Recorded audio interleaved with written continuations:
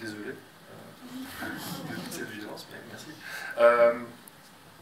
Alors, ce que vous dites sur la scène alors vous dites on atténue ses responsabilités en allant chercher sa fille.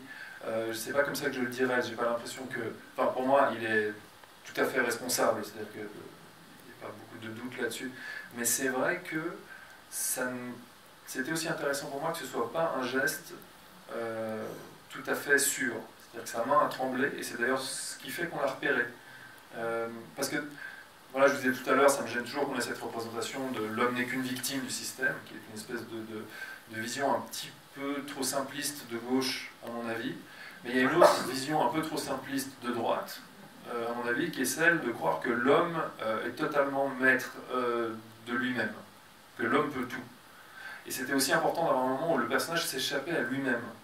Et donc sa main tremble. Et donc, à un moment donné, il n'en peut plus. Il est rattrapé par quelque chose qui lui échappe. C'est-à-dire que, d'ailleurs, il est avec la coach et il dit j'en avais marre. Elle lui dit vous en avez marre de quoi? Et il ne sait pas. Et par rapport à ça, c'est pas dans le film, mais moi je me dis souvent qu'un homme heureux n'aurait pas fait ce qu'a fait Franck. Un homme qui n'aurait pas laissé autant de place au travail en amont aurait peut-être fait la bonne chose, aurait peut-être une vision plus claire des choses. Et du coup, ça ferait de ce geste-là une espèce d'acte manqué qui l'oblige à confronter ce qu'il a fabriqué, à regarder sa vie différemment. Cet échec, il l'a fait organiser inconsciemment. Voilà. Et c'est intéressant pour moi de me dire qu'il n'était pas tout à fait maître de tout ce qui se passait. Et la scène du jambon, c'est une scène assez particulière. Il y a plusieurs, donc toutes les scènes, on peut toujours les lire qu'est-ce que ça raconte, on va dire, poétiquement, politiquement, voilà, au niveau de la narration. Puis il y a qu'est-ce qui se passe dans la tête du personnage psychologiquement, d'où ça vient. Et psychologiquement, ça vient de quasiment nulle part. Et c'est une scène qui était très compliquée pour Olivier Gourmet à jouer. Il ne voulait pas la jouer, en fait, parce qu'il me disait, mais je ne comprends pas pourquoi il dit ça.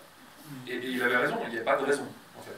Et c'est ça que j'aimais bien, de nouveau, comme je vous disais tout à l'heure, ces deux moments, c'est vraiment ces deux moments que vous pointez, c'est les moments où le personnage agit sans raison, de manière irrationnelle. Mais je la trouvais très importante et très belle, parce qu'il y a un moment donné où je sens qu'il commence à parler, mais il ne sait pas où il va arriver avec son histoire, mais c'est important de dire quelque chose à ce moment-là, parce que tout le monde sait ce que tout le monde sait, il doit quand même les laisser avec quelque chose, il doit parler. Et on a l'impression qu'il ne parle pas souvent de lui, qu'il y a quand même un truc important de partage pour la première fois, il va partager quelque chose sur son passé. Et l'histoire qui sort, voilà, il y a plein d'indices dedans qui peuvent nous permettre de lire Franck, sans donner une réponse définitive. Voilà, on voit que cette histoire, on voit aussi qu'il était particulier, gamin. Enfin, voilà. Mais ce qui était surtout important, c'est ce dont vous parlez, c'était de mettre sur la scène du film, sur la table, la question du manque. Et parce que c'est quelque chose que des gens qui sont encore aujourd'hui vivants ont connu dans notre société. Ils savent ce que c'est que de ne pas avoir assez. Or, le problème que nous, on a, et que ses enfants et sa famille ont, c'est l'excès. Ce qui est quand même fou, parce que tout ce système, toute cette machine que représente Franck et que sert Franck, elle est là pour nous préserver du manque. On ne sait même plus ce que c'est.